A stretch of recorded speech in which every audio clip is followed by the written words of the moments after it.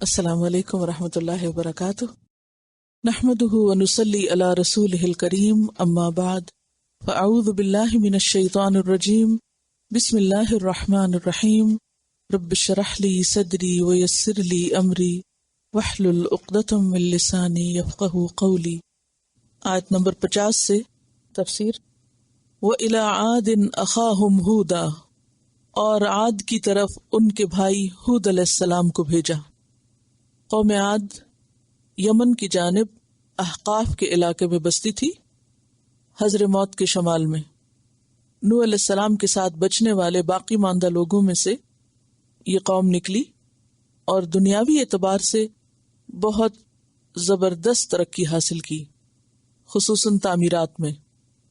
جسمانی اعتبار سے بھی یہ لوگ بہت مضبوط تھے۔ تو قوم عاد کی طرف ان کے بھائی، یعنی نسبی قبیلے کے فرد کے اعتبار سے بھائی، ان کے بھائی ہود علیہ السلام کو ان کی طرف مبعوث کیا گیا، بھیجا گیا۔ قال، اس نے کہا، یا قوم، اے میری قوم، یعنی اے قوم عاد، اعبد اللہ، اللہ کی عبادت کرو، یعنی صرف ایک اللہ کی۔ ما لکم، نہیں تمہارے لیے، من الہ، کوئی الہ۔ من یہاں زائد ہے جس کا ترجمہ نہیں کیا جائے گا، لیکن زائد کیوں آیا ہے؟ تاکید کے لیے، یعنی کوئی بھی الہ نہیں، غیرہ، اس کے سوا۔ ان انتم، نہیں تم، الا مگر، مفترون، جھوٹ گھڑنے والے ہو، یعنی غیر اللہ کی عبادت سراسر ایک غلط بات ہے، جھوٹی بات ہے جس کی کچھ بھی حقیقت نہیں۔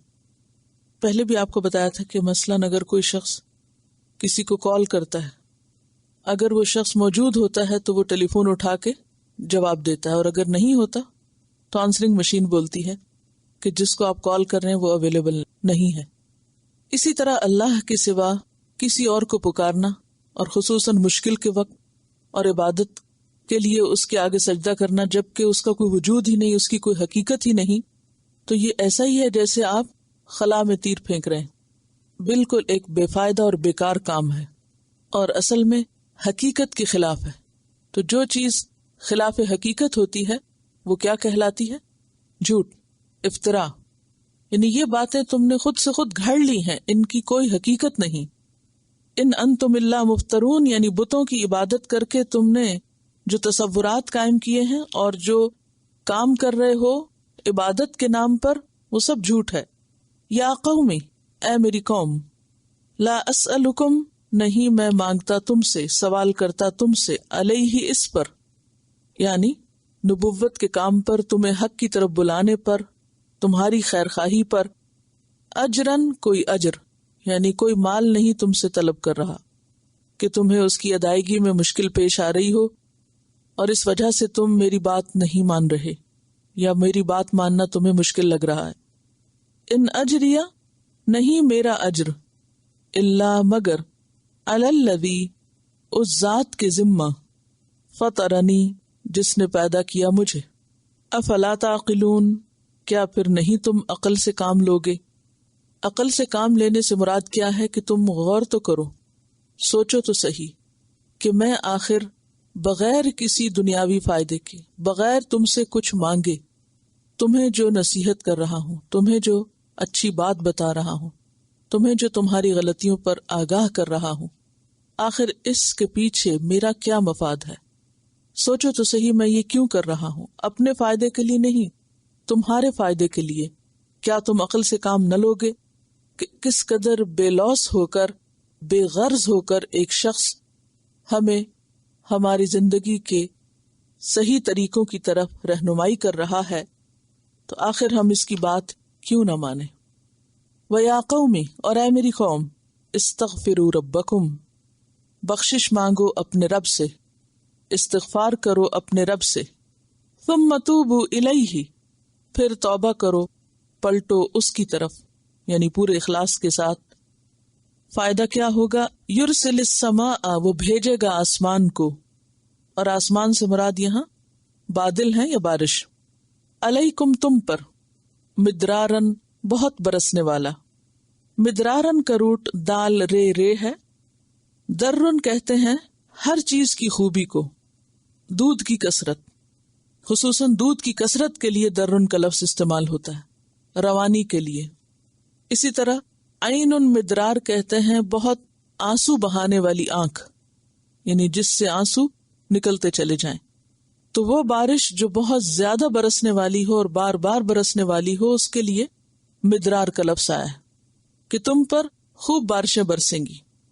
کہا جاتا ہے کہ اس دور میں اس قوم پر کچھ قحط کے آثار تھے، اور جیسا کہ اہل مکہ بھی جب نہیں مانے تو انہیں بھی قحط کا سامنا کرنا پڑا۔ تو تمہاری دنیاوی مشکلات کا ازالہ ہے استغفار میں۔ جب نعمتوں کی کمی ہونے لگے تو استغفار فائدہ مند ہوتا ہے۔ وَيَزِدْكُمْ، اور زیادہ دے گا تم کو، قوتاً قوت، اِلَىٰ قُوَّتِكُمْ، طرف تمہاری قوت کے، تمہاری موجودہ قوت پر اور قوت کا اضافہ کر دے گا۔ جیسا کہ آپ جانتے ہیں کہ جسمانی اعتبار سے بھی بہت طاقتور لوگ تھے، عمارتیں بھی انہوں نے بہت مضبوط بنا رکھی تھی۔ اسی طرح یہ بھی روایات میں آتا ہے کہ ان کی فوجیں بہت زیادہ تھیں، میلوں میل پر ان کی فوجیں پھیلی ہوئی تھی، اور انہیں اپنی قوت پر مان بھی بہت تھا۔ سورۃ فصلت آیت 15 میں آتا ہے، وہ کہتے تھے وَقَالُوا مَنْ أَشَدُّ مِنَّا قُوَّةً، کہ ہم سے بڑھ کر اور قوت کس کے پاس ہو سکتی، یعنی انہیں اپنی طاقت پر بڑا مان تھا۔ لیکن پیغمبر نے ان کو بتایا کہ اللہ کی بات ماننے سے تمہیں دنیا کے بھی بہت سے فائدے حاصل ہوں گے، جن میں خاص طور پر بارشوں کا برسنا اور مزید قوت کا حاصل ہونا۔ اب یہ قوت کیا قوت ہے؟ اس سے مراد خالصتاً مادی قوت بھی ہو سکتی ہے کہ جتنی قوت اب تمہارے پاس ہے اس قوت میں مزید اضافہ ہو جائے گا، یعنی مال و اولاد اور دنیاوی نعمتوں میں۔ اور نمبر 2، روحانی قوت، یعنی مادی قوت تو تمہارے پاس ہے، ایمانی قوت سے تمہاری روحانی قوت میں اور اضافہ ہو جائے گا۔ اور جب یہ دو چیزیں باہم ملتی ہیں تو صحیح معنوں میں انسان مضبوط ہوتا ہے۔ وَلَا تَتَوَلَّوْا مُجْرِمِينَ، اور تم مجرم بن کے مت پھرو۔ تتولو منہ موڑنے کے لیے آتا ہے، یعنی تم میری بات سن کر منہ پھیر کر نہ چلے جاؤ اور جا کر پھر وہی کام نہ کرنے لگو، انہی جرموں کا ارتکاب نہ کرو جو پہلے سے کر رہے ہو۔ اور سب سے بڑا جرم اس قوم کا کیا تھا؟ شرک، یعنی شرک کا ارتکاب نہ کرو۔ تو اس آیت سے ہمیں پتہ چلتا ہے کہ پیغمبر اپنی قوم کو جہاں ایک طرف توحید کی دعوت دیتے ہیں، ایک اللہ کی عبادت کے لیے کہتے ہیں، وہاں گناہوں سے معافی مانگنے کا سبق بھی دیتے ہیں، اور صرف معافی مانگنے کا طریقہ نہیں بتاتے بلکہ اس کے ساتھ ساتھ اس کے فائدے بھی بتاتے ہیں۔ نبی صلی اللہ علیہ وسلم نے بھی استغفار کا فائدہ بتایا ہے۔ سنن ابی داؤد کی روایت ہے، من لزم الاستغفار، جس نے استغفار کو اپنے لیے لازم کر لیا، یعنی پابندی سے پڑھا اس نے، جعل اللہ لہ من کل ضیق مخرجا، اللہ تعالیٰ اس کے لیے ہر تنگی سے مخرج نکال دیں گے، یعنی ایگزٹ، نکلنے کا راستہ۔ ومن کل ہم فرجا، اور ہر ہم، فکر، غم، پریشانی سے نکلنے کا راستہ بنا دیں گے۔ ورزقہ من حیث لا یحتسب، اور اس کو ایسی جگہ سے رزق دیں گے جہاں سے اس کا گمان بھی نہ ہوگا، اس کے خیال میں بھی کبھی نہ ہوگا، وہاں سے اس کو رزق عطا فرمائیں گے۔ سورۃ الشعراء میں بھی آتا ہے کہ پیغمبر نے ان سے کہا، فاتقوا اللہ واطیعون، اللہ سے ڈرو اور میری اطاعت کرو۔ واتقوا الذی امدکم بما تعلمون، امدکم بانعام وبنین، اس رب سے ڈرو جس نے تمہیں عطا کیا جو تم جانتے ہو، اور تمہاری مدد کی اس نے نعمتوں کے ساتھ، بیٹوں کے ساتھ، یعنی دنیا میں تمہیں بہت سی قوت دی، تو تم جب استغفار کرو گے تو اور تمہاری قوت میں اضافہ ہوگا۔ سورۃ اعراف 69 میں آتا ہے، فاذکروا آلاء اللہ لعلکم تفلحون، اللہ کی نعمتیں یاد کرو تاکہ تم فلاح پاؤ۔ تو اس سے کیا پتہ چلتا ہے کہ انسان کی دنیاوی مشکلات کی آسانی کے لیے استغفار، تقوی، نعمتوں کو یاد کرنا یعنی اللہ کا شکر ادا کرنا اور اس کی طرف توبہ کر کے رجوع کرنا، گناہوں سے معافی مانگنا بہت فائدہ مند ہوتا ہے، ہر طرح کی تکلیف پریشانی سے نجات کا ذریعہ ہے۔ عام طور پر لوگوں کو دین کی طرف آنے سے کیا چیز روکتی ہے کہ اگر ہم دین کی طرف آئیں گے تو ہماری دنیاوی قوت کم ہو جائے گی، ہماری دنیا کی نعمتیں چھن جائیں گی۔ یہاں کیا بتایا جا رہا ہے کہ تمہاری دنیا کے مسائل بھی حل ہوں گے، پریشانیاں دور ہوں گی۔ قالو، انہوں نے کہا، یا ہود، اے ہود، ما جئتنا ببینۃ، نہیں تو لایا ہمارے پاس کوئی کھلی دلیل، کوئی نشانی نہیں لایا، کوئی معجزہ نہیں لایا، کوئی دلیل نہیں لایا۔ وما نحن، اور نہیں ہیں ہم، بتارکی، ترک کرنے والے، یہ اصل میں تھا تارکین، جسے وہ لفظ آپ پڑھتے ہوں گے نا تارکین وطن، تارکین تھا اور نون اضافت کی وجہ سے اڑ گیا، تارکی رہ گیا۔ تو تارک کیا ہے؟ چھوڑنے والا، فاعل کے وزن پر۔ نہیں ہیں ہم چھوڑنے والے یعنی ترک کرنے والے، آلہتنا، اپنے الہوں کو، اپنے معبودوں کو، ان قولک، تیری بات سے، یعنی تیری بات کی خاطر ہم اپنے معبود نہیں چھوڑ سکتے، تمہاری نصیحت ہم قبول نہیں کر سکتے۔ وما نحن، اور نہیں ہیں ہم، لک، تیرے لیے، بمؤمنین، ایمان لانے والے۔ آمن علی کا کیا مطلب ہوتا ہے؟ اطاعت کرنے والے، یعنی ہم تجھے مان کر تیری اطاعت نہیں کرنے والے، ہم نہیں تمہاری بات مانیں گے، جو تو تعلیم ہمیں دے رہا ہے ہم وہ نہیں کریں گے۔ اب آپ دیکھیں کہ ہود علیہ السلام کی تعلیم میں کون سی بات غلط تھی؟ وہ انہیں کہہ رہے ہیں کہ ایک اللہ کی عبادت کرو، اور پھر بتا رہے ہیں کہ استغفار کرو، توبہ کرو، تمہیں دنیا کے ایسے اور ایسے فائدے حاصل ہوں گے۔ تو اس میں کیا مشکل تھی؟ کچھ بھی نہیں۔ لیکن ان لوگوں کو چونکہ اپنی قوت پر اور اپنی طاقت پہ بہت مان تھا، پیغمبر کی بات ان کے نزدیک کچھ اہمیت نہیں رکھتی تھی، اس لیے انہوں نے صاف جھٹلا دی اور کہا ہم نہیں مانیں گے، ہم نہیں کریں گے، اور یہ جو تم باتیں کر رہے ہو ہمیں تو سمجھ نہیں آتی۔ ان نقول، نہیں ہم کہتے، الا، مگر، یعنی ہمارا تو خیال یہ ہے کہ اعترا کا ارادہ کیا ہے تیرے ساتھ، اس کا روٹ ہے عین رے یہ، ارادہ کرنا، کسی چیز کی طرف ارادہ کرنا اور اس پہ چھا جانا۔ عروۃ الوثقی آپ نے پڑھا ہوگا، عروہ کس کو کہتے ہیں؟ کڑا، انسرکل کر لیتے نا وہ بھی۔ تو اعترا کا یعنی ارادہ کیا ہے تیرے ساتھ یا گھیر لیا ہے تجھ کو، بعد آلہتنا، ہمارے بعض الہوں نے، اس سے پتہ چلتا ہے کہ ایک سے زیادہ الہ بنائے ہوئے تھے انہوں نے، بسوء، ساتھ برائی کے، اور مراد ہے یہاں جنون۔ ہمارا خیال یہ ہے کہ چونکہ تو نے ہمارے الہوں کی توہین کی ہے، تم ہمیں ان سے پھیرنا چاہتے ہو، اس لیے تم پر ان کی مار پڑی ہے، ان کی بد دعا لگی ہے، یا انہوں نے تیرے ساتھ کوئی برا کرنے کا ارادہ کیا ہے، اس لیے تیرے دماغ میں خلل ہو گیا اور تو یہ بہکی بہکی باتیں کرتا ہے۔ قال، پیغمبر نے کہا، انی اشہد اللہ، بے شک میں اللہ کو گواہ کرتا ہوں، واشہدو، اور تم بھی گواہ رہو، انی بریء، کہ بے شک میں بری ذمہ ہوں، مما تشرکون، اس سے جو تم شریک ٹھہرا رہے ہو، تمہارے شریکوں سے میرا کوئی تعلق نہیں۔ یہ جو بات تم کر رہے ہو کہ تمہارے شریکوں اور تمہارے خداؤں نے میرا کچھ بگاڑا ہے، میں اس بات کو قطعاً نہیں مانتا۔ من دونہ، اس کے سوا، کس کے؟ اللہ کے۔ فکیدونی، پس تم چال چلو میرے ساتھ، یعنی اگر تم سمجھتے ہو کہ تمہارے پاس بڑی طاقت ہے اور خاص طور پر تمہیں اپنے الہوں کی تائید حاصل ہے، تو پھر تم سب مل کر میرے خلاف جو کرنا چاہتے ہو کر گزرو، جمیعاً، سب کے سب، ثم لا تنظرونی، پھر نہ تم مہلت دو مجھے۔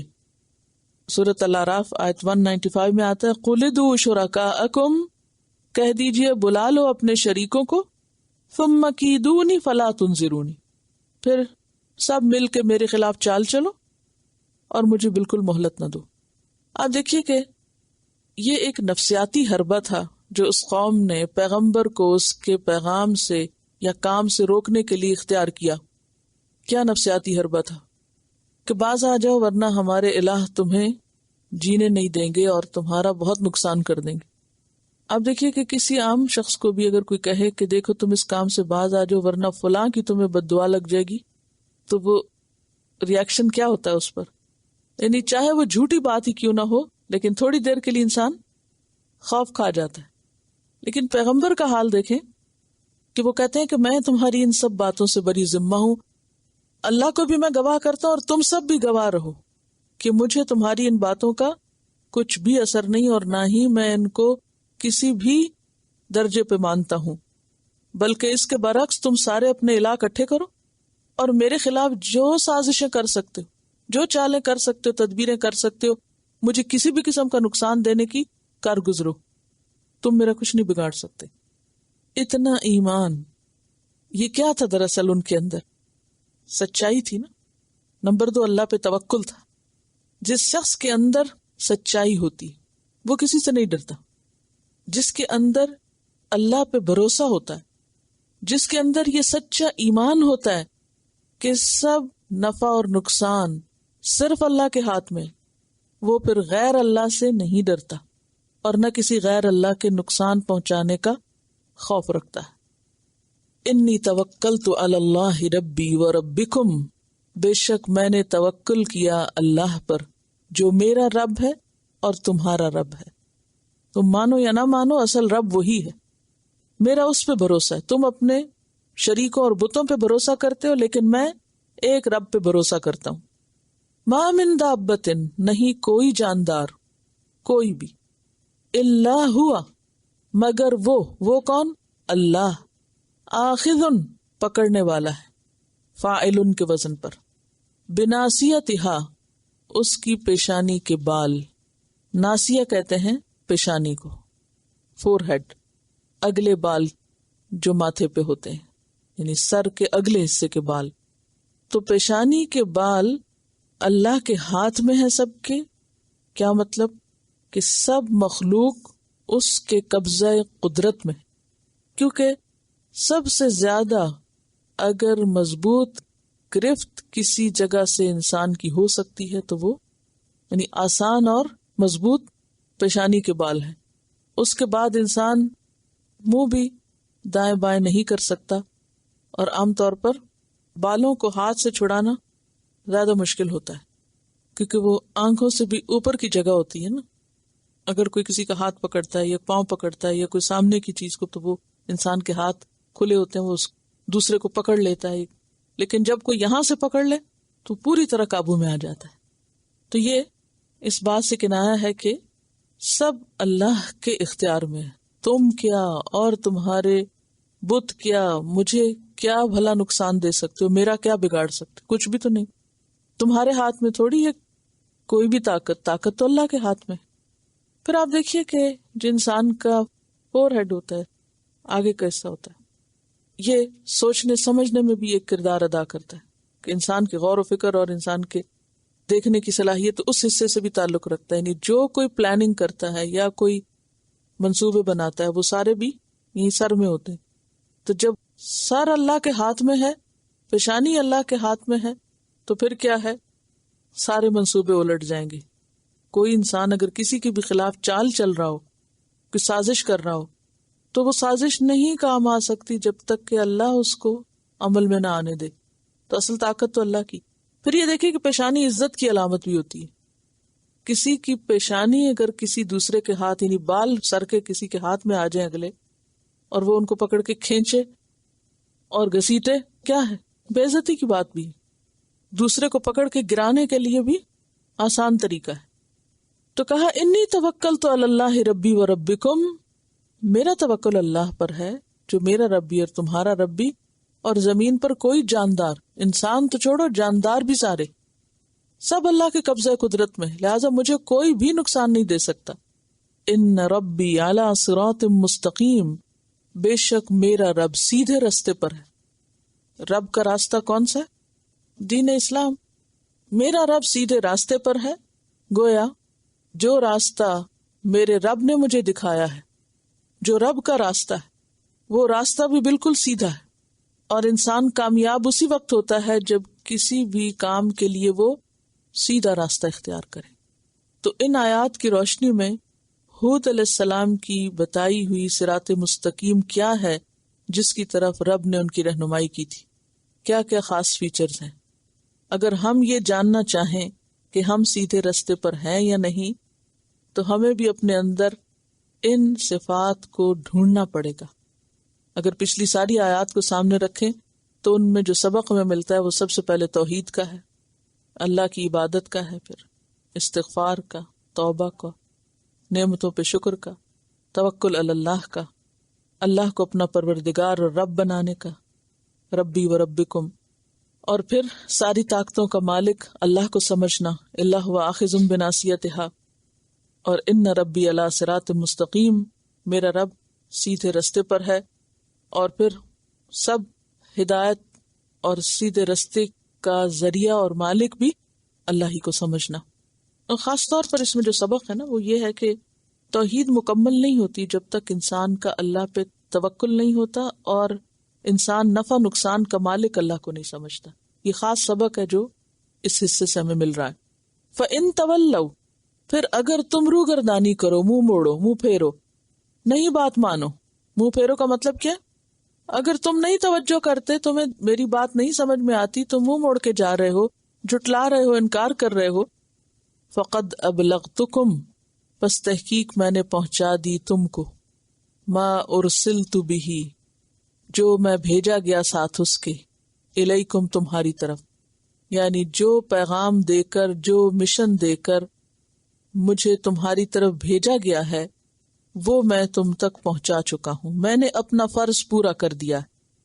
وَيَسْتَخْلِفُ رَبِّي قَوْمًا غَيْرَكُمْ، اور جانشین بنا دے گا میرا رب ایک قوم کو تمہارے علاوہ، یعنی انڈائریکٹلی اب پیغام دیا جا رہا تھا کہ انکار کے بعد اور پیغمبر کی بات کو جھٹلانے کے بعد کوئی قوم پھر باقی نہیں رہ سکتی، اس کے خاتمے کے دن قریب ہیں۔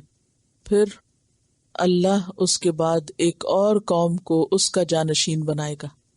یستخلف کس سے ہے؟ استخلاف سے، ایک قوم کو ہٹا کر دوسری قوم کو اس کی جگہ زمین پر متمکن کرنا، آباد کرنا، کہ میرا رب تمہارے علاوہ کسی اور قوم کو زمین پہ آباد کر دے گا، اسے تم جیسوں کی ضرورت نہیں، نہ تمہاری طاقت کی پرواہ ہے اور نہ تمہاری بلند و بالا عمارتیں اس کو متاثر کرتی ہیں اور نہ تمہاری جسمانی قوت اس کے آگے کچھ حیثیت رکھتی ہے۔ وَلَا تَضُرُّونَهُ شَيْئًا، اور تم اس کو کچھ بھی ضرر نہیں پہنچا سکتے، نقصان نہیں دے سکتے، یعنی جب اللہ کا یہ فیصلہ تم پر نافذ ہو جائے گا تو تم اللہ کا مقابلہ نہیں کر سکتے، تم اس کو ہرا نہیں سکتے۔ ان ربی علی کل شیء حفیظ، بے شک میرا رب ہر چیز پر نگہبان ہے، نگہداشت کرنے والا ہے، ہر چیز اس کی نظر میں ہے، اس کے کنٹرول میں ہے۔ اور بالآخر وہ وقت آ گیا جب اس انکار کرنے والی قوم کی سزا ان پر مسلط کر دی گئی۔ وَلَمَّا جَاءَ أَمْرُنَا، اور جب آ گیا ہمارا فیصلہ، کس چیز کا؟ عذاب کا۔ کیا فیصلہ تھا؟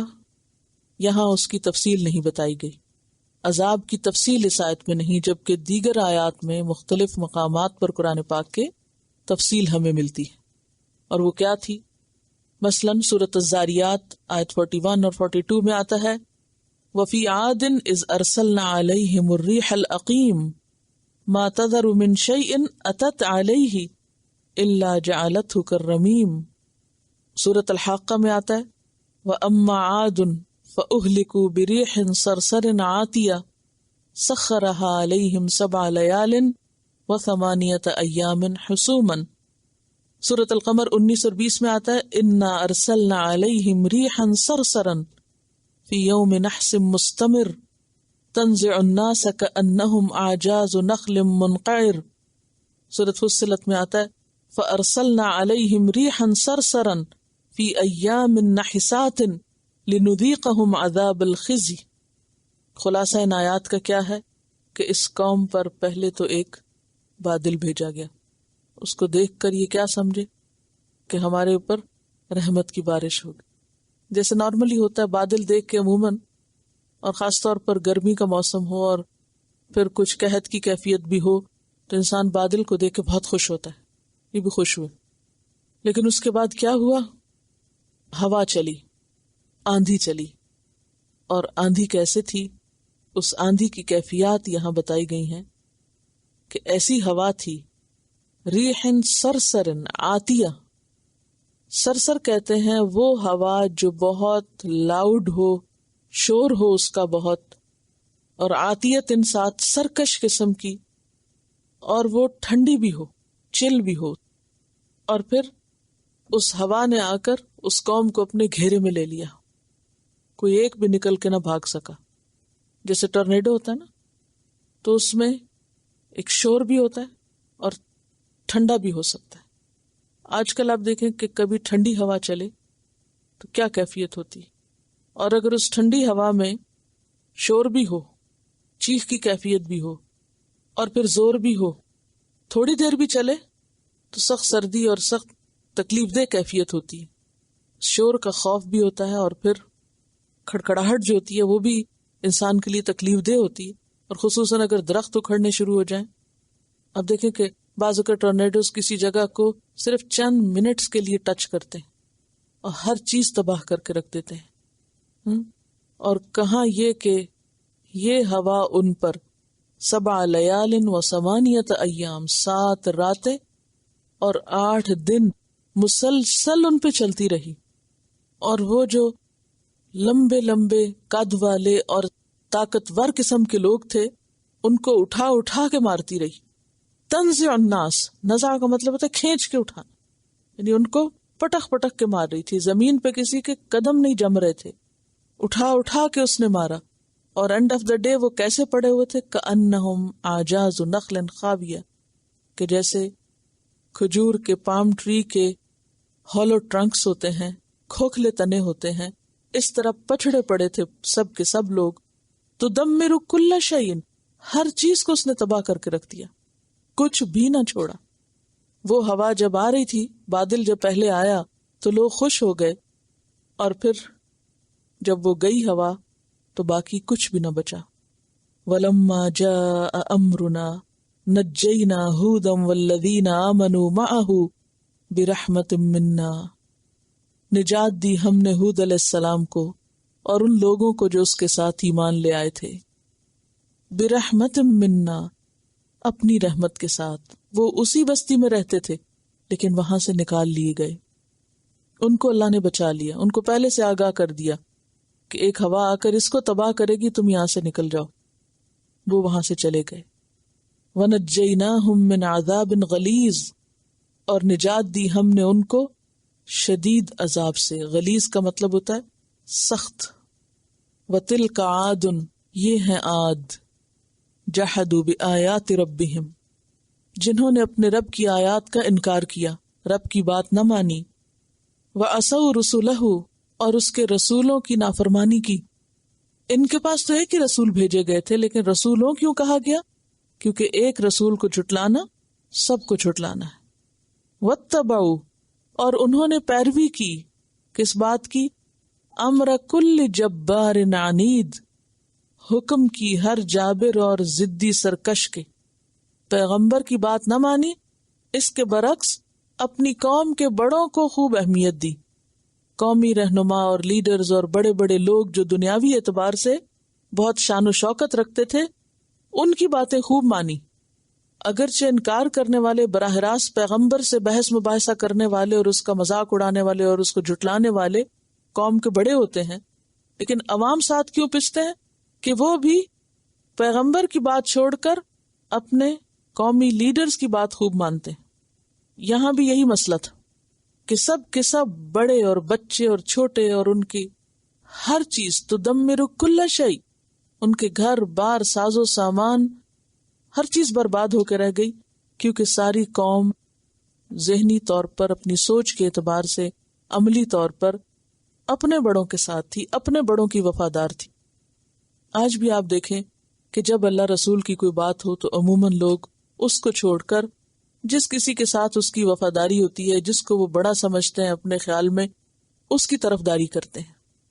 یہاں اس قوم پر عذاب آنے کا ایک سبب یہ بھی تھا کہ وَعَصَوْا رُسُلَهُ وَاتَّبَعُوا أَمْرَ كُلِّ جبار، اور یہ جو جبار ہوتے، جبار جو نا یہ جابر سے، جابر کہتے ہیں سرکش کو، زور کرنے والا، زبردست دباؤ والا، پریشرائز کرنے والا شخص، اور انید اناد سے ہے۔ انادہ کا مطلب ہوتا ہے جان بوجھ کر حق کی مخالفت کرنا، فعیل کے وزن پر، جبار فعال کے وزن پر ہے۔ ضدی، سرکش، مخالف حق شخص، ان کی پیروی کی۔ عوام الناس ان کی پیروی کیوں کرتے ہیں؟ ان کے دباؤ کی وجہ سے، ان کے پریشر کی وجہ سے۔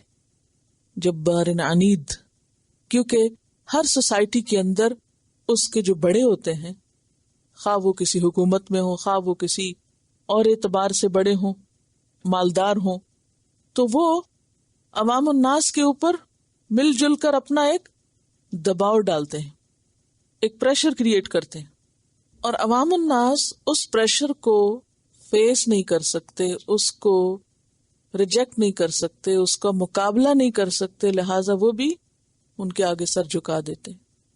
تو یہاں ایک بہت اہم بات ہم سب کے سیکھنے کی ہے کہ دنیا میں پریشر کسی کا کسی بھی طرف سے ہو، لیکن حق بات ہے۔ اب بہت سی خواتین یہ کہتی ہیں ہمارے شوہر کو یہ پسند نہیں، ہمارے شوہر وہ نہیں مانتے، وہ فلاں یہ نہیں مانتا، وہ ہمارے ماں باپ نہیں مانتے، ہمارا خاندان نہیں مانتا۔ دین کی کئی باتوں پر ہم عموماً کیا عذر بہانہ کرتے ہیں؟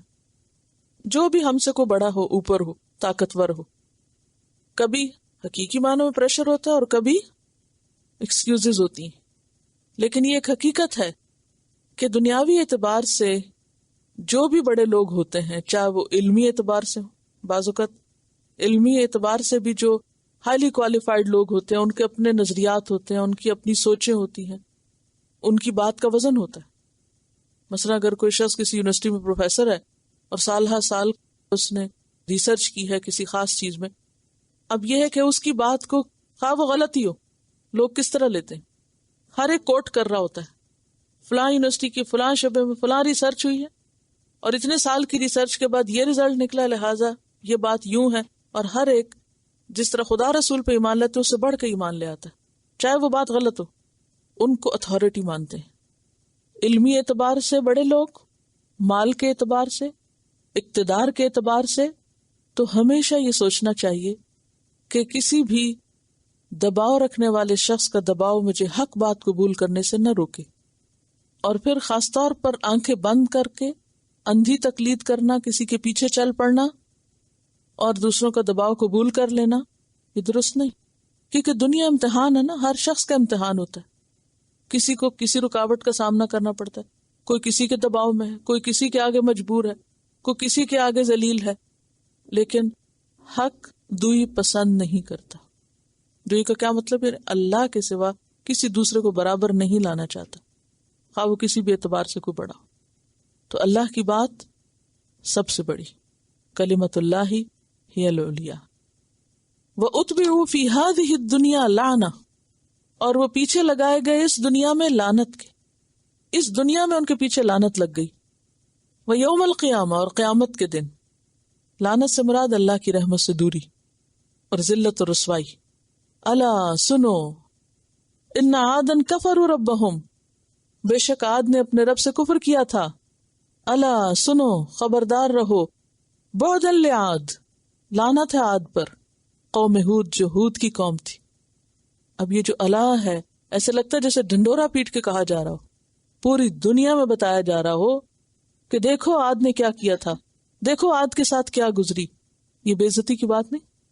اب آپ دیکھیں کہ نوح علیہ السلام کا زمانہ کتنا ارلیسٹ تھا، اس کے فوراً بعد یہ قوم تھی، یعنی کتنی پرانی تاریخ ہے اس قوم کی، لیکن ریپیٹڈلی، یعنی تورات و انجیل میں ذکر کے بعد قرآن میں تو خیر پورا محفوظ کر دیا گیا، اور پھر یہ واقعہ ایک جگہ نہیں کئی جگہ قرآن پاک میں آیا، اور جھنجھوڑ کے بتایا جا رہا ہے کہ دیکھو وہ لمبے قد والے، وہ بلند عمارتیں بنانے والے، وہ ان میں رہ نہ سکے، بس نہ سکے، ان کی طاقت کسی کام نہ آئی۔ آج آپ دیکھیں کہ انسان کی زندگی کی کیا خواہشات ہوتی ہیں، ہماری صحت اچھی ہو، ہم فزیکلی فٹ ہوں، جسمانی اعتبار سے ہمارے پاس قوت ہو، ڈگری ہو ہمارے پاس، علم کی قوت ہو، مال ہو، بڑا گھر ہو. لیکن دیکھو عاد کے پاس یہ سب کچھ تھا، نہ وہ اپنے گھروں میں بس سکے اور نہ ہی کوئی چیز ان کے کام آئی. آج عاد کے جو کھنڈرات ہیں اور وہ علاقہ جو ریت میں دھسا ہوا ہے، کوئی بس نہیں سکا اس میں دوبارہ. اس وقت سے لے کے دوبارہ دنیا میں اس زمین کے حصے پر کوئی آبادی نہیں ہوئی. وہ خود نہیں رہے، بعد میں بھی ان گھروں میں کوئی نہ رہ سکا، ایسی بربادی ہوئی. آج آپ دیکھیں ہم حلال حرام کی پرواہ کیے بغیر ایک کے بعد ایک گھر بنانے اور ایک کے بعد ایک دنیاوی نعمت کے حاصل کرنے میں اندھے بہرے ہو چکے ہیں، اور ہم بھول جاتے ہیں کہ حرام طریقوں سے جو گھر ہم بنا رہے ہیں ان میں رہ نہیں سکیں گے. کتنے سال اور ہم رہ سکتے ہیں اس دنیا میں؟ کس کے لیے بنا رہے ہیں؟ اسی طرح دنیاوی اعتبار سے آخرت کو بھول کر کوئی بھی قوت اگر ہم حاصل کرنے کے پیچھے بھاگ رہے ہیں، کتنے دن وہ ساتھ دے گی؟ اگر اللہ ہی کو ہم راضی نہ کر سکے تو باقی کیا بچے گا؟ اگر کسی کو دنیا میں واقعی کامیابی ہوئی تھی اور اگر مادی ترقی سے کسی کو کامیابی نصیب ہو سکتی تھی تو وہ قوم عاد ہوتی. قوم عاد تو دنیا میں لعنت کا شکار ہوئی. کیوں؟ اس لیے کہ انہوں نے کفروا ربہم، اپنے رب کی بات نہیں مانی تھی، رسولوں کی پیروی نہیں کی تھی، دنیاوی پریشرز لیے تھے. اس میں ہر ایک کے لیے عبرت ہے، ہر ایک کے لیے سبق ہے. ہم دوسری قوموں کے قصے پڑھتے ہیں اور سمجھتے ہاں وہ کچھ لوگ تھے، وہ بہت خراب لوگ تھے، وہ پیغمبروں کی بات نہیں مانتے تھے تو ان کے ساتھ یہ ہوا. آج ہم تو شاید سب کچھ کر رہے ہیں. ہم کبھی بھی اللہ کی نافرمانی کرتے ہوئے ڈرتے نہیں.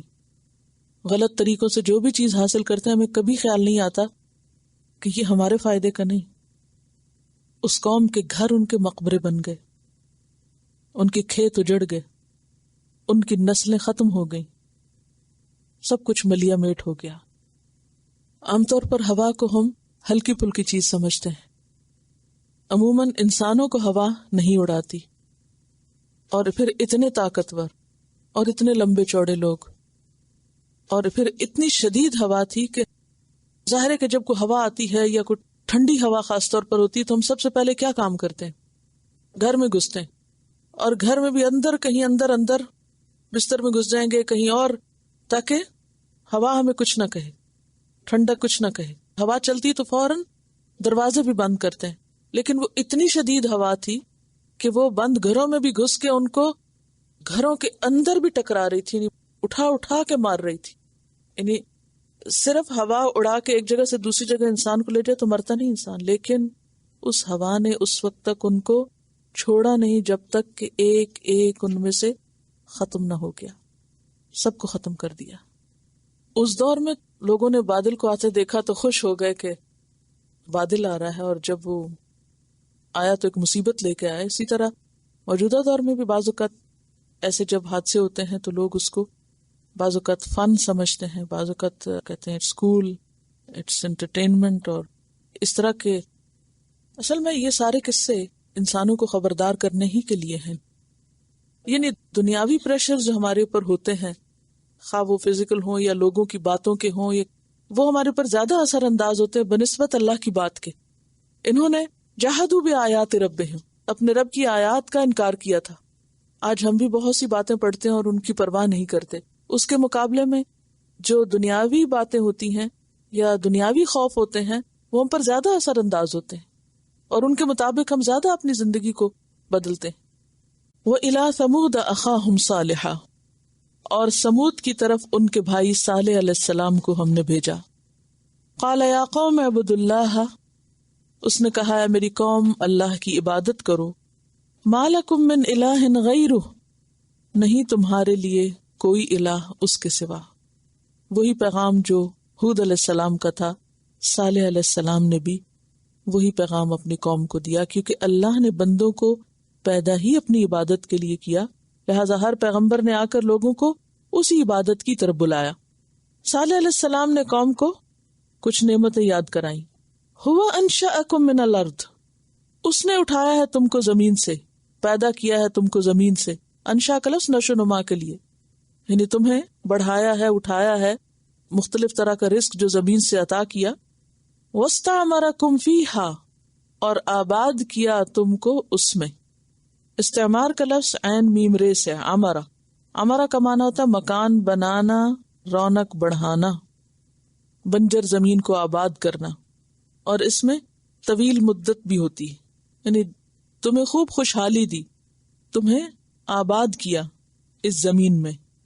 فاستغفروہ، پس استغفار کرو اس سے، بخشش مانگو اس سے. ثم توبوا الیہ، پھر توبہ کرو اس کی طرف. کس قدر سملیرٹی ہے پچھلے پیغمبر کی تعلیم میں اور صالح علیہ السلام کی تعلیم میں. ان ربی، بے شک میرا رب، قریب مجیب، قریب بھی ہے اور جواب دینے والا ہے دعاؤں کا. وَإِذَا سَأَلَكَ عِبَادِي عَنِّي فَإِنِّي قریب اجیب دعوت الداعی اذا دعانی، سورۃ البقرہ آیت 186. تو صالح علیہ السلام جو تھے وہ عربوں کی طرف دوسرے بڑے پیغمبر تھے جن کو قوم سمود کی طرف بھیجا گیا جو حجاز اور شام کے درمیان ہجر کے علاقے میں تھی. قالو، انہوں نے کہا، یا صالح، اے صالح، قد کنت فینا مرجوا، تحقیق تم تھے ہمارے درمیان بہت ہونہار. مرجو کا لفظ رجا سے ہے، جس سے آس لگی ہو، جس سے بہت سی توقعات اور امیدیں وابستہ ہوں. حضرت صالح علیہ السلام کی جو پرسنالٹی تھی، ان کی شرافت، ان کی لیاقت، قابلیت، ذہانت، اس کی وجہ سے قوم کے سرداروں کو ان سے بڑی توقعات وابستہ تھی کہ یہ ہمارا بہت بڑا قومی سرمایہ ہوگا. قبل ھذا، اس سے پہلے، کس سے پہلے؟ اس نبوت کے دعوے سے پہلے اور اس یہ دین کے تبلیغ اور اس پرچار سے پہلے. اتنہانا، کیا تو روکتا ہے ہمیں، ان نعبدا، کہ ہم عبادت کریں، ما یعبد آباؤنا، جس کی عبادت ہمارے باپ دادا کرتے تھے. تو ہمیں ہمارے باپ دادا کے طریقے سے ہٹانا چاہتا ہے. نبی صلی اللہ علیہ وسلم کو بھی لوگوں نے کیا کہا تھا کہ یہ آباء و اجداد کے طریقوں سے لوگوں کو پھیر رہے ہیں. وَإِنَّنَا لَفِي شَكٍ، اور بے شک ہم البتہ شک میں ہیں. کس چیز سے شک میں؟ یعنی ہمیں کوئی یقین نہیں. مما، اس سے جو تدعونا، تو بلاتا ہے ہم کو، الیہ، اس کی طرف. جس چیز کی طرف تو ہمیں بلا رہا ہے اس کے بارے میں ہم شک میں مبتلا ہیں. کیسا ہے شک؟ مریبن، جو بے چین کرنے والا ہے. یعنی تمہاری باتیں سن کے ہمارا چین اٹھ چکا ہے، تمہاری دعوت و تبلیغ نے ہمارے اندر ایک بے چینی پیدا کر دی ہے، نہ ہم ماننے کے ہیں اور نہ ہی ہم جھٹلانے کے. شک مریب کی طرف اشارہ ہے، قوم کی طرف اشارہ ہے کہ پیغمبر کی تعلیم کی وجہ سے قوم ایک ایسے شک میں مبتلا ہو گئی کہ وہ جھٹلاتے تو تھے مگر جھٹلا کے بھی چین نہیں پاتے تھے. اور یہ ایک حقیقت ہے کہ جب کوئی شخص سچ بول رہا ہو نا، چاہے ہم نہ بھی مانے، تو دل بے چین ضرور ہوتا ہے یا نہیں ہوتا. بعض اوقات ایسا ہوتا ہے نا، ضد میں آ کے ہم کسی کی بات کو نہیں سننا چاہتے، نہیں مانتے، اور صاف اس کے منہ پہ بھی کہہ دیتے ہیں نہیں ہم نہیں ایگری کرتے، ہم نہیں مانتے. لیکن اس کے بعد جو ہمارا اندر سے ضمیر ہوتا ہے وہ ضرور جاگ کے کہتا ہے کہ تم خود غلط ہو. وہ جو کیفیت ایک بے چینی اور بے سکونی کی ہوتی ہے وہی یہاں بیان ہو رہی ہے. شک مریب، یعنی ایک شخص اگر غلط رستے پر ہوتا ہے اور کوئی اس کو منع نہیں کرتا اس سے، تو وہ بھرپور طریقے سے وہ غلطی کرتا چلا جاتا ہے اطمینان کے ساتھ، اور وہ کیا سمجھتا ہے میں بالکل ٹھیک کر رہا ہوں. جو ہی کوئی بتاتا ہے تو بے چینی شروع ہو جاتی ہے. پھر انسان سوچتا ہے اچھا جو میں کر رہا ہوں پتہ نہیں ٹھیک ہے کہ نہیں. یعنی قرآن پڑھنے کے بعد ایک فیز یہ ضرور آتا ہے کہ انسان کو اپنا ہر کام ہی غلط نظر آنے لگتا ہے، اور پھر وہ ایک بیچ کی کیفیت میں ہوتا ہے، پتہ نہیں یہ بھی غلط ہے، پتہ نہیں وہ نہ غلط ہو جائے، پتہ نہیں میں ٹھیک بھی ہوں یا نہیں. پھر اس کے بعد انسان جو آگے بڑھتا ہے پھر ایک یقین آنے لگتا ہے کہ نہیں جو یہ ہے یہی سچ ہے اور اسی میں ہی نجات ہے اور فلاح ہے، اور پھر انسان اس سے آگے نکل جاتا ہے. عام طور پر یہ بھی ہوتا ہے کہ کوئی شخص اگر دین کی طرف آنا چاہے تو اس کو روکنے کا طریقہ کیا ہوتا ہے؟ اس کے سامنے دنیا کو اتنا خوبصورت بنا کے پیش کیا جائے کہ وہ اپنے راستے کو چھوڑ دے. یہ بھی ایک نفسیاتی حرب ہے.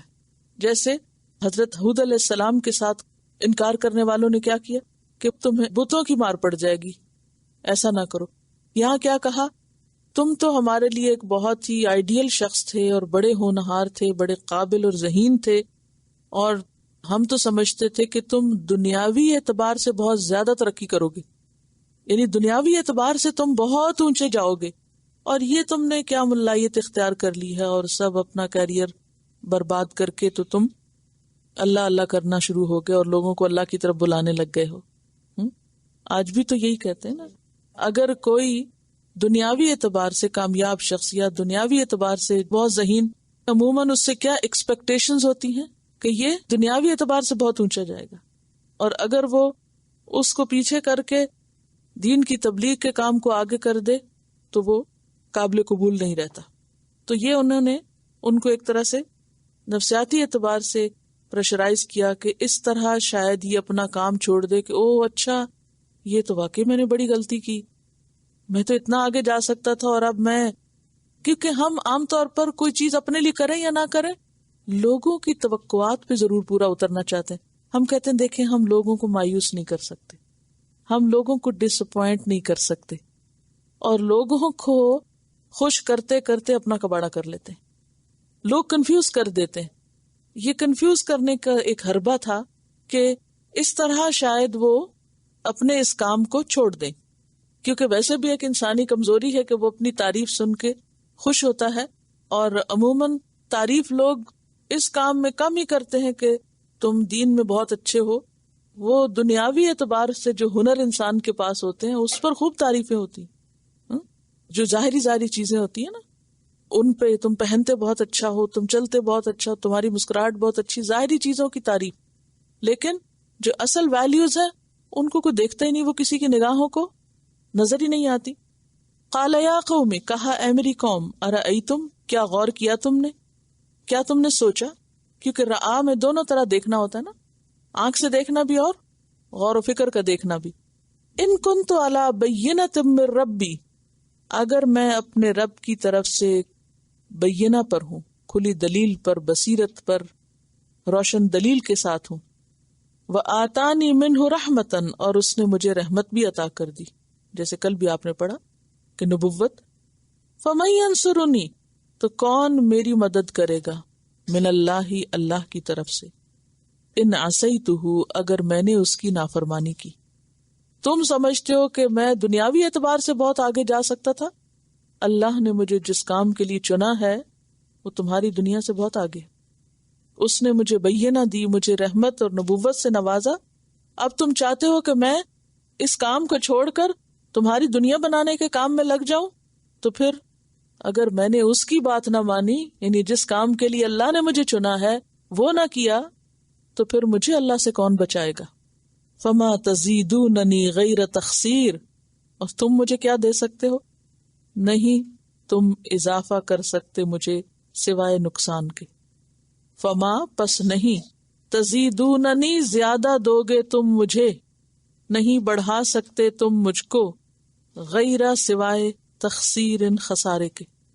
اگر میں تمہاری باتوں میں آ جاؤں اور تمہارے دکھائے ہوئے سبز باغ میں قدم رکھ دوں تو پھر تم سے مجھے کسی فائدے کی نہیں، مزید نقصان ہی کی توقع ہے، کہ تمہارا رستہ اختیار کرنا اور تمہارے پندے میں پھنسنا اور تمہاری باتوں میں آنا میرے لیے فائدے کا نہیں، نقصان کا سبب ہوگا۔ بینہ سے مراد فطرت کے دلائل، انسان کو دی جانے والی بصیرت، قوت بیان، اور چیزوں کو صحیح پرسپیکٹو میں دیکھنا، اور پیغمبر کا اپنا اخلاق اور کردار اس کا بذات خود ایک نشانی ہونا۔ وَيَا قَوْمِ، اور اے میری قوم، هَذِهِ نَاقَةُ اللَّهِ، یہ ہے اللہ کی اونٹنی، لَكُمْ آیَةً، تمہارے لیے ایک نشانی، جو انہی کے مطالبے پہ برآمد ہوئی تھی۔ روایات میں آتا ہے کہ ایک چٹان سے پوری کی پوری اونٹنی برآمد ہوئی تھی، یعنی پہاڑ پھٹا تھا اور اس میں سے نکلی تھی معجزے کے طور پر، کیونکہ کہتے تھے معجزہ دکھاؤ ہمیں، ثابت کرو تم پیغمبر ہو۔ اب انہوں نے جب مانگی تو وہ آ گئی اونٹنی، فَذَرُوهَا، پھر چھوڑ دو اس کو، تَأْكُلْ فِي أَرْضِ اللَّهِ، کھاتی پھرے اللہ کی زمین میں، یعنی کوئی اسے روکے نہیں۔ وَلَا تَمَسُّوهَا بِسُوءٍ، اور نہ تم ہاتھ لگانا اس کو ساتھ برائی کے، بری نیت سے اور برے ارادے سے، اور کسی تکلیف کے لیے یا اس کو نقصان دینے کے لیے اس کو مت چھونا، ورنہ کیا ہوگا؟ فَيَأْخُذَكُمْ عَذَابٌ قَرِيبٌ، ورنہ پکڑ لے گا تم کو عذاب جو قریب ہی ہے، دور نہیں ہے. اگر تم نے اس کو پکڑا تو تم پکڑ میں آ جاؤ گے. لیکن انہوں نے کچھ نہ سنا، کیونکہ وہ پیغمبر کی بات کو مانتے جو نہیں تھے، اہمیت ہی نہیں دیتے تھے. انہوں نے اس بات کو بھی اہمیت نہ دی. فَعَقَرُوهَا، تو انہوں نے اس کو کاٹ ڈالا. عقر کا لفظ جو ہے عین قاف رے، پاؤں کے پٹھوں کو کہتے ہیں، جو پیچھے کی طرف ایڑی کے پاس ہوتے ہیں، ہیلز کے پاس جو پٹھے ہوتے ہیں. تو جب اونٹ کو نہر کرنا ہوتا ہے تو سب سے پہلے اس کے یہ حصے کاٹے جاتے ہیں، اس کی وجہ سے پھر وہ گر پڑتا ہے، یعنی اس کے اندر بھاگنے کی قوت نہیں رہتی. تو انہوں نے بھی اونٹنی کی کونچیں کاٹ ڈالی. فقال، تو کہا کس نے؟ صالح علیہ السلام نے. تمتعوا، فائدہ اٹھا لو، فی دارکم، اپنے گھروں میں، 3 ایام، 3 دن. ذالک، یہ وعد، وعدہ ہے، غیر مکذوب، نہ جھوٹا ہونے والا. یعنی اب تمہاری شامت جو آنی ہے، عذاب جو آئے گا وہ آ کے رہے گا. اس قوم کی خرابی کیا تھی کہ انہوں نے جب پیغمبر کی لائی ہوئی بینہ یا بات یا دلائل نہ مانے، جو نظری دلائل تھے، تو حسی معجزہ بھی ان کو نظر نہ آیا. انہوں نے اس اونٹنی کو بھی جو واقعی ایک معجزہ تھا، ایک مذاق سمجھا. دیکھیں، جسے سمجھنا ہوتا نا وہ بات سے بھی بات سمجھ جاتا ہے، اور جسے نہیں سمجھنا ہوتا اس کے سامنے بھی کچھ ہو جائے تو وہ اس سے کوئی سبق اور عبرت نہیں لے گا. فلما جاء امرنا، پھر جب آ گیا ہمارا حکم یعنی عذاب کا، نجینا صالحا، ہم نے نجات دی صالح علیہ السلام کو، والذین آمنوا معہ، اور ان لوگوں کو جو اس کے ساتھ ایمان لائے تھے، برحمت منا، اپنی رحمت کے ساتھ، ومن خزی یومئذ، اور اس دن کی رسوائی سے. کس دن کی؟ عذاب کے دن کی. عذاب کے دن باقی قوم کی جو رسوائی ہوئی اس سے ہم نے ایمان والوں کو بچا لیا اپنی خاص رحمت کے ساتھ. ان ربک هو القوی العزیز، بے شک تیرا رب وہ بہت قوت والا، غلبے والا ہے، زبردست ہے. کیا ہوا تھا ان کے ساتھ؟ وَأَخَذَ الَّذِينَ ظَلَمُوا الصَّيْحَةُ، اور پکڑ لیا ان لوگوں کو جنہوں نے ظلم کیا تھا، ایک چیخ نے، کڑک نے، ہولناک آواز نے. صیحہ کہتے ہیں لکڑی چیرنے اور کپڑا پھٹنے کی آواز. لکڑی چیرتے ہوئے سنی ہے کبھی؟ لکڑی کو جب چیر رہے ہوتے ہیں، کاٹ رہے ہوتے ہیں، کیسی آواز ہوتی ہے؟ تیز سی ایک ہوتی. اور کپڑا جب پھٹتا ہے، یعنی دونوں آوازوں میں ایک مماثلت ہے نا، تو اس کو انسیاح کہتے ہیں. تو اس سے صیحہ کا لفظ نکلا ہے. شرل جس میں ہوتی ہے اور ایک چیخ سی بھی ہوتی ہے. تو چیخ اور کڑک اور زوردار آواز، اس نے ان کو پکڑا، چیخ سے مارے گئے. اور پھر اس کے بعد زلزلہ بھی آیا. فَأَصْبَحُوا فِي دِيَارِهِمْ، تو وہ ہو گئے اپنے گھروں میں، یا انہوں نے صبح کی اپنے گھروں میں، جاثمین، اوندھے گرنے والے. جثوم کہتے ہیں گھٹنوں کے بل گرنے کو، سینے کے بل اوندھے منہ زمین پہ گر جانے کو. کیونکہ رات کو تو کچھ نظر نہیں آتا اور پتہ نہیں چلتا کہ کیا گزری کسی پہ. صبح کو وہ اپنے گھروں میں منہ کے بل ذلیل و خوار ہو کے مرے ہوئے پائے گئے، کیونکہ انہوں نے اپنے رب کی نافرمانی کی تھی. اور ایسے ہوئے کأن لم یغنوا فیہا، گویا کہ وہ وہاں کبھی رہے ہی نہیں تھے، بسے ہی نہیں تھے. یعنی کہ ایسی ڈیوسٹیشن ہوئی، اس طرح شہر وائپ آؤٹ ہو گیا کہ دوبارہ اس کا بسنا بھی محال، کہ کوئی یہ سوچ نہیں سکتا کہ یہاں کبھی کل کوئی آبادی بھی تھی. الا، سنو، خبردار، ان ثمود کفروا ربہم، بے شک سمود نے اپنے رب سے کفر کیا. الا بعدا لثمود، سنو، لعنت ہے سمود کے لیے، ہلاکت ہے سمود کے لیے. اور یہ قوم بھی جیسا کہ آپ جانتے ہیں پہاڑوں میں گھر بنانے والی تھی، بہت طاقتور، دنیاوی اعتبار سے بہت مضبوط، بہت ترقی یافتہ، لیکن اللہ کے عذاب سے انہیں کوئی چیز بچا نہ سکی. قوموں کا جو کردار ہے وہ ایک طرف، اور پیغمبروں کا کردار کتنا استقامت والا ہے. موسیٰ علیہ السلام، ہارون علیہ السلام کو اللہ تعالیٰ کو فاستقیما، مستقیم رہو. نبی صلی اللہ علیہ وسلم سے کہا فاستقم کما امرتا. اسی طرح تمام پیغمبروں کے لیے یہی چیز آئی اور یہی اصل کردار ہے جس کی وجہ سے پھر وہ بچائے جاتے ہیں.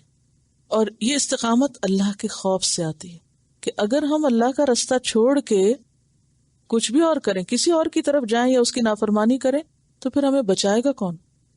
پھر ہمارا کون سہارا بنے گا؟ اور تم تو سوائے نقصان کے اور کسی چیز میں اضافہ نہیں کرو گے. ان کا سوال ہے کہ استغفار اور توبہ دو چیزیں کیوں آئی ہیں دونوں واقعات میں؟ استغفار ہوتا ہے پچھلے گناہوں سے معافی، یعنی جو کیا ہے اس سے معافی طلب کرنے کے معنی. اور توبو کا مطلب ہے کہ آئندہ کے لیے پھر اسی کی طرف رجوع کرو. تابہ یتوبو کا مطلب ہوتا ہے پلٹنا. فتابہ علیہ، یعنی یہ نہیں کہ استغفار کر لو اور پھر اس کے بعد پھر اس کو بھول جاؤ. عام طور پر کیا ہوتا ہے جب کسی پہ کوئی تکلیف ہوتی ہے، پریشانی ہوتی ہے، وہ خوب دعائیں کرتا ہے، استغفار کرتا ہے، تسبیحاں پڑھتا ہے، اور پھر جب پریشانی دور ہوتی ہے تو کیا کرتا ہے انسان؟ سب چھوڑ کے بھول جاتا ہے. تو اس میں یہ کہ اسی کی طرف لگے رہو، اسی کی طرف پلٹو اور رجوع کرو. صرف ایک بار نہ ہو، ہمیشہ کے لیے ہو. توبہ میں ایک شرط یہ بھی پائی جاتی ہے کہ آئندہ کے لیے یہ نہیں کریں گے. یعنی کہ پیغمبر کی آخری وارننگ کے بعد بھی مزید وقت ہوتا ہے، یعنی فائنل نوٹس کے بعد بھی ٹائم ہوتا ہے. جیسے کہ قوم یونس، ان کے پاس فائنل نوٹس آ گیا تھا، بس صرف یہ ہوا کہ یونس علیہ السلام خود چلے گئے اور قوم نے 3 دن کے اندر معافی مانگ لی. ان قوموں میں سے کسی نے ان 3 دنوں کے اندر بھی رجوع کرنے کی تکلیف گوارا نہیں کی. وآخر دعوانا ان الحمد للہ رب العالمین. سبحانک اللہم وبحمدک، نشہد ان لا الہ الا انت، نستغفرک ونتوب الیک. السلام علیکم ورحمۃ اللہ وبرکاتہ.